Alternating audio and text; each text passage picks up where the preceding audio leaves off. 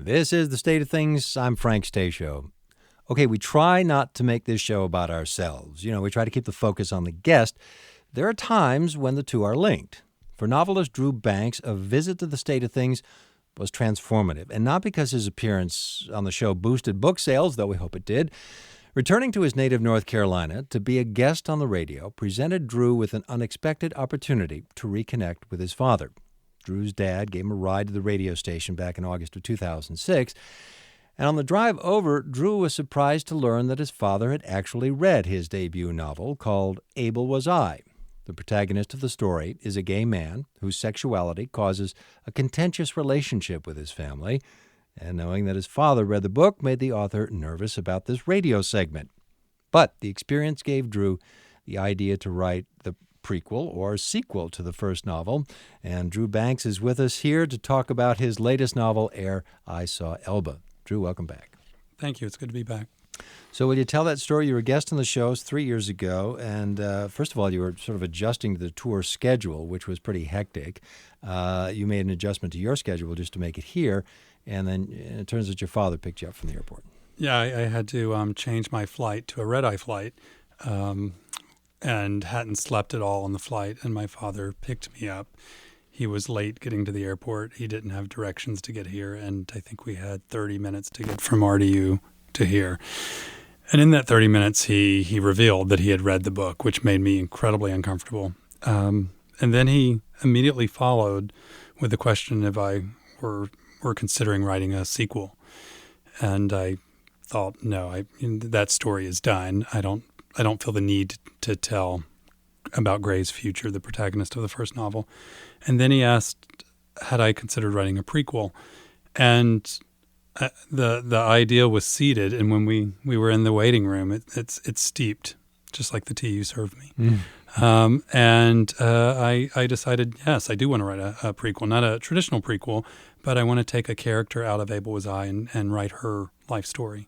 Well, let's go back a little bit and recap for us Abel Was I. Tell us a little bit about that story.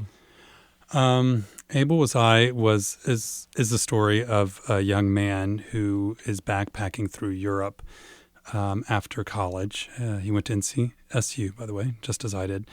And he and some friends, his girlfriend, trip across the island of Elba. And I say trip across because going to Elba was and still is a very easy way to see the Mediterranean. You can take a ferry from the city of Piombino, and I guess Is this book autobiographical? It's not. It starts off the trip to Elba is exactly how I first ended up on Elba.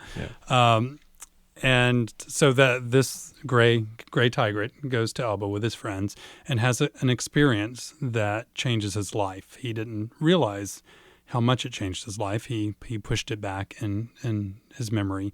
And years later, when his life is falling apart, he goes back to Elba and tries to rediscover this experience to see if it truly was the nascence of what changed his life.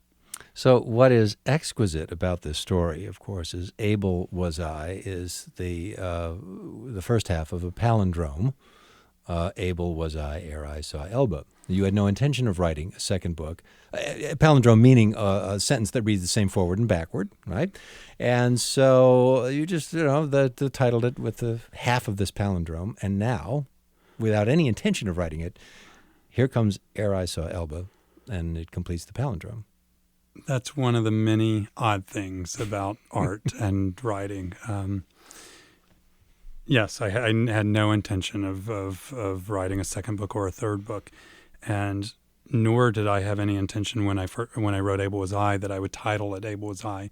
The idea for that title came midway through the book, and someone pointed out to me after I published the book if I realized that the book went from it was sort of like a palindrome. It started and midway through peaked and repeated itself in the second half of the book.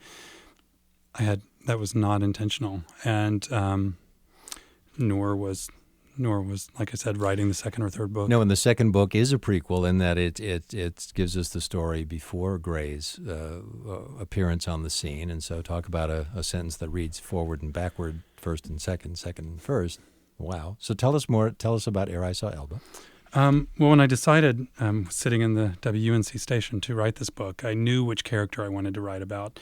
It is a character that appeared late in Ere I Saw Elba. Elba was I. And she became a lot of readers' favorite character. She became one of my favorite characters, and I had not planned to write about her. And when I decided to write Ere I Saw Elba about her life, I went and looked what I had written about her in Elba Was I, and basically it outlined the entire story for Ere I Saw Elba. And it's very strange because she was a side character that I decided to create a very complex, not even a subplot, but a complex life story. And I have no idea why I did that in Elba Was I. I guess it was all as a foundation to this book. It was all as a foundation, though not your intention when you wrote it, but clearly something that supported the book. The book was a very good book, and so it was important to the novel, in a sense. As you were writing it, or what about your editors along the way? I'm very curious to know about this process, because if it works, it's something that's good, and yet you don't know why and has this secondary use. You can imagine an editor saying, "What's with this character? It's confusing. Drop her." Well, I self-published both of these books, and one of the reasons I did is exactly for that reason. I have published 2 business books with a traditional publisher, and it's been a great experience, but you do not control the entire process. I wanted to control the entire process.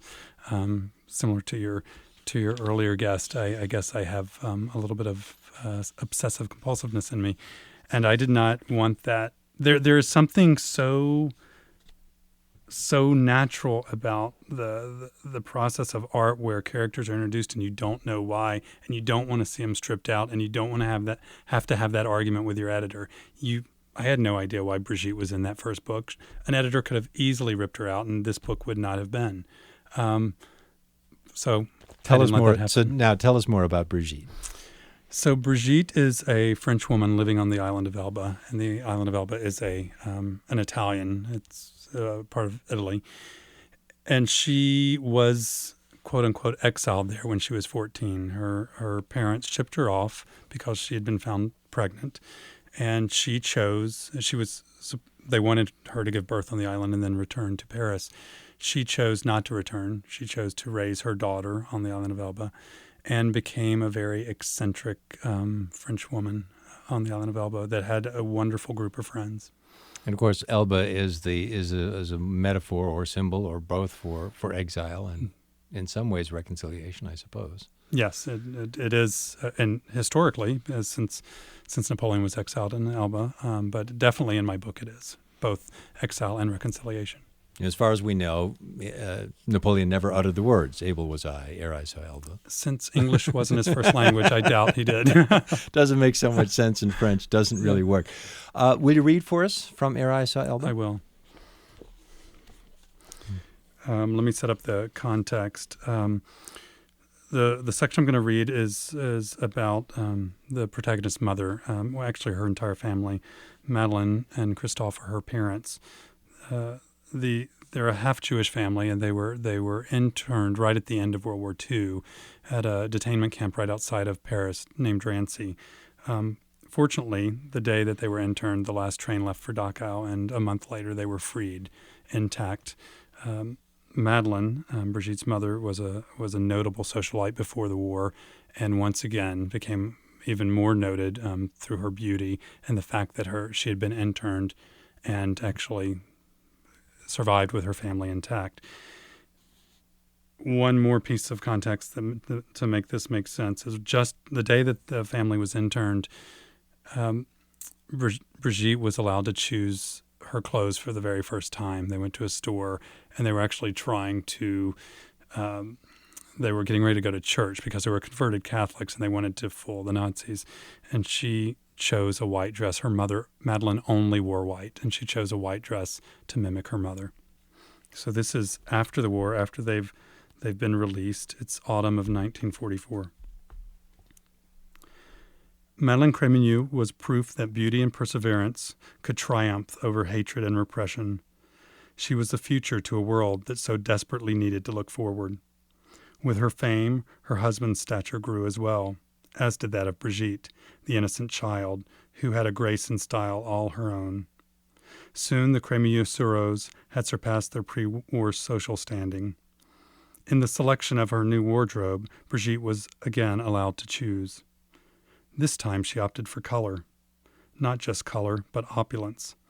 Vibrant reds, lavish blues, fertile greens. Even the yellows she chose were the richest in hue. In December, the inaugural edition of a new Paris daily called Le Monde ran a story on Madeleine. For the interview, Christophe and Brigitte sat quietly at Madeleine's side, and though no photo would accompany the article, Madeleine had them dressed for the occasion. Christophe donned his light gray suit and Madeleine a bright orange wool dress with a fanciful black soutache trim. Madeleine wore a cream modern gabardine dress, cut mid-shin like a fitted overcoat. With wide lapels, cuff sleeve, and deep accentuated pockets, it was similar in style to the utility dress she had worn at Drancy, except that this dress stressed form over function and was thus far less modest. Madeleine called it her reconstruction look. Christophe and Brigitte were silent throughout the interview, except when at the end the journalist took note of Brigitte's contrasting attire and addressed the final question to her. You have obviously inherited your mother's looks and sense of style. Anything else? The love of my father. The article was entitled Reconciliation. Drew Banks reading from his latest novel, Ere I Saw Elba. The article entitled Reconciliation. Brigitte says what she learned from her mother is love of her father. Interestingly enough, her father, perhaps not unexpectedly and unsurprisingly, he gets back. He was on his way to Dachau, but the camp closed. They survived. He takes great delight in hiring Aryan-looking. He has a store of his own and loves to berate them and belittle them. I mean, it is a man in the beginning of this book full of revenge. From Brigitte's eyes, it's full of revenge. Well, I'm trying to figure out how much to say without destroying the plot. It felt like from her eyes that is revenge was her father's only quest. Why he berated Aryan people, why he hired them and forced his family to interact with them in a subservient way. And yet love of her father was the first thing that came to her lips when asked, what did you learn from your mother? The entire time that she was interned, even though she was interned with her, they split the genders, and she was in the cell with her mother. All she could think of was her father. There was the love of her father that she answers in this article is the memory of the love pre the internment, and she lives for that memory as a child until the point where she is separated from her family. So if we can move back now to the story of this book and your meeting with your father, who has since passed away. Yes. Your father's passed away. But you met and spoke, and you read in an article, I think, in Edge magazine, where you talked about his conversation on the way over. Not particularly pleasing to you politically. Didn't see eye to eye at all. You were too tired to respond, but you got through. Tell us about what happened to you and your understanding about your father in that moment. I mean, you obviously developed an idea for a book, but what about you and your dad? Wow. You started this interview by saying that I reconnected with my father, and that's not quite true. I actually connected with my father. My father and I never had much of a relationship.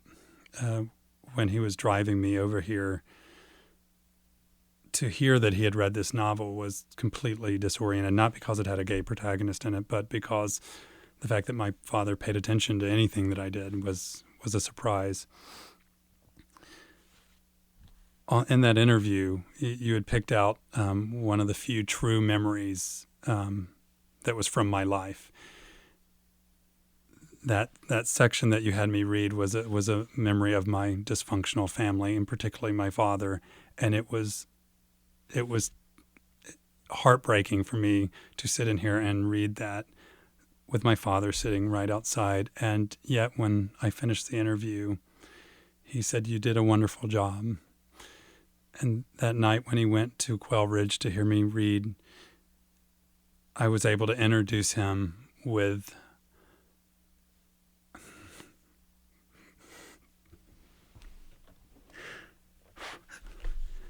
with a feeling that I never had before for him. So I didn't realize until actually a month ago when I wrapped up this book that the centering around the father relationship with the daughter was a reflection of my relationship with my father. Very different. The dysfunction's a very different dysfunction. But it's one of those times when art hits you over the head and says, hey, this is me, art, imitating life. And you do consider this part of a trilogy, so there's another one on the way. There is another one on the way. Have you started? I have completely outlined the book. I promised my partner that I won't start work on it for another year because we need time without my writing. Well, I want you to be able to sustain the palindrome over a third title. I have a third title. I have a. Do you want to know what it is? Oh, yeah. It's I before E, and it's spelled I before I, but it means the American way of pronouncing I before the Italian way of pronouncing I. So you're going to do it. I'm going to do it. Well, we want you back. Well, thank you, Frank. Drew Banks, a novelist, his latest book called Ere I Saw Elba. He reads tonight at Quail Ridge Books at 7 o'clock. That's Quail Ridge in Raleigh, 7 o'clock. For more information, drewbanks.com, DREW. Banks.com. And that's the State of Things for today. Thank you for listening. If you have a comment, you can go to our website, stateofthings.org. State of Things produced by Lindsay Thomas, and Robin Copley is our technical director. The managing editor is Katie Barron. Susan Davis is our senior producer. Fall interns, Will Hallex and Nicole Weish. This is North Carolina Public Radio, broadcast service of the University of North Carolina at Chapel Hill. I'm Frank Stasio.